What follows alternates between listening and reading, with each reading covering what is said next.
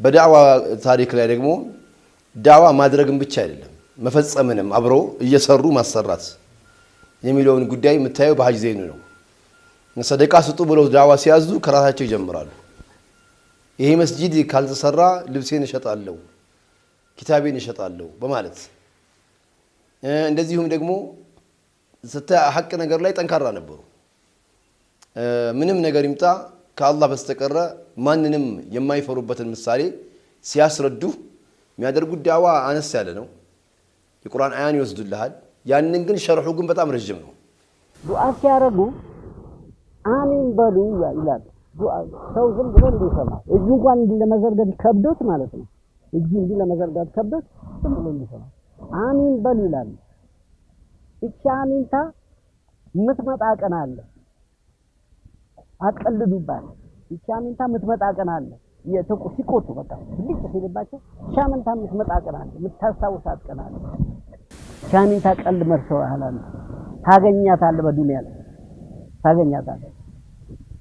አሁን ያለን እኔ አሁን በራሴ ሲሰማኝ ከ3 አመት ወደዚህ ያ ለካ ለምን አሚን አላችሁ ብሎ ይቆጡ የነበረው ለካ አሁን ይሄ ሊመጣ ነው ብዬ ራሴ አሁን ለራሴ ግርምት ይፈጥርብኛል።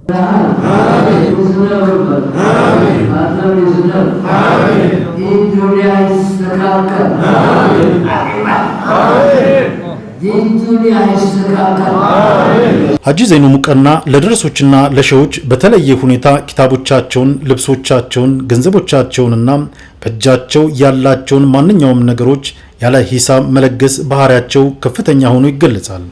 በተለይ ሐጂ ዘይኑ ምንም ጎሳዊ ስሜት የማያጠቃቸው በየትም ቦታና በማንም ላይ ዲኑ ሲነካ የሚቆረቁራቸው ዳዋ ሲያደርጉም በወቅቱ ሁኔታዎችን ታሳቢ የሚያደርጉ ነገሮችን ከጥቅም ጋር የማያገናኙ ምንም እንኳን ቀጭን ብትሆንባቸው የሐቋን መንገድ ከመከተል የማያወላውሉ እንደነበሩና ሲነጋ ታይቶ በረፋድ የሚጠፋው የንዋይና የቁስ ፍቅር እርሳቸው ዘንድ ከጥጥ የሳሳ መሆኑና ወዲህም እውነትን እንጂ ሌላን ያልተደገፉ ሐቅን እንጂ አጋዥን ያላሰሉ ገንታራም ናቸው። ሀገርን መውደድ ወገንን ማክበድ ሌላኛው መገለጫቸው ነበር።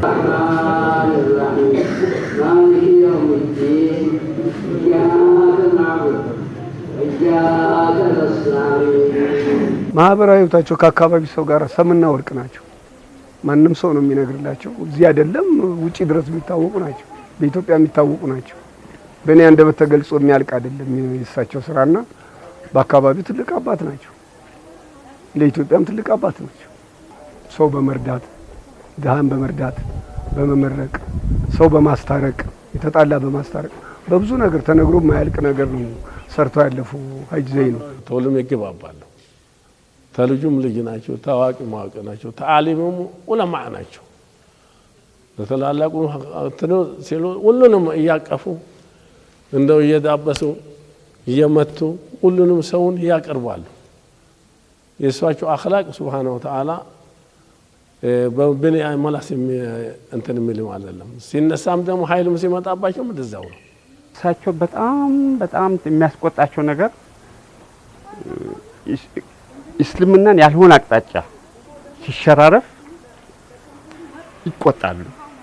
አቅጣጫውን በትክክለኛ የእስልምናው የነብያችን የቁርአኑን ህግ ሲጣስ በምንም አይነት አያልፉም። ሁለተኛ ደግሞ ምንም ዑለማ አይፈለገ ቢሆን የሚያደርገው የሚሰጠውን ትምህርት ይከታተላሉ። ያ ነገር ልክ አላቅጣጫው ትስል ይዘዋል። በዛ ነገር ላይ አያልፉም። በሌላ ይሄ በመርዳት በተለያየ ነገር የዱንያ ጣጣ ዛሂር ናቸው፣ ጣጣ የላቸውም። ዱንያ ላይ ሲኖሩ ቤታቸው ይመሰክራል። ቤታቸው ወድቋል። ዝቅ ብለህ ነው የምትገባው። በቃ ምንም ነገር ዓለማዊ ህይወት ላይ ያላቸው እንቅስቃሴ ዛሂድ ነበሩ። ሌላው እኮ የተሽቆጠቆጠ ልብስ እኮ አድርጎ ነው የተወቀጠ እኮ እሳቸውና ሐጂ መሐመድ ራፊ እኮ የተወቀጠ አማይማ እኮ ለብሰው እኮ ጠቅልለው እኮ ነው ከአላህ ጋር ያላቸው ጥንካሬነታቸውን እኮ አሳይተው ያለፉት። ሱብሃንአላህ። እና ዛሂድ ነበሩ። ሐቂቀተን ዛሂድ ነበሩ። በዛሂድነታቸው ምክንያት እንደውም ለዚህ ዱንያ ላይ ምንም ከአላህ ለዲን የሚወጣ ገንዘብ ደስ የሚል ሐጅ ላይ የሚወጣ ገንዘብ ደስ ይላቸዋል። ለመስጂድ ሲወጣ ደስ ይላቸዋል። ለሌላ ነገር ግን ምንም ነገር አይመስላቸውም። ምንም በቃ ለዱንያ ቢፈልጉ ኖሮ እኮ ስንት ነገር ማድረግ ይችላሉ። ጀርባውን እኮ ታያለ። ለዱንያ የለፋ ሰው እኮ ጀርባውን ታያለ እኮ።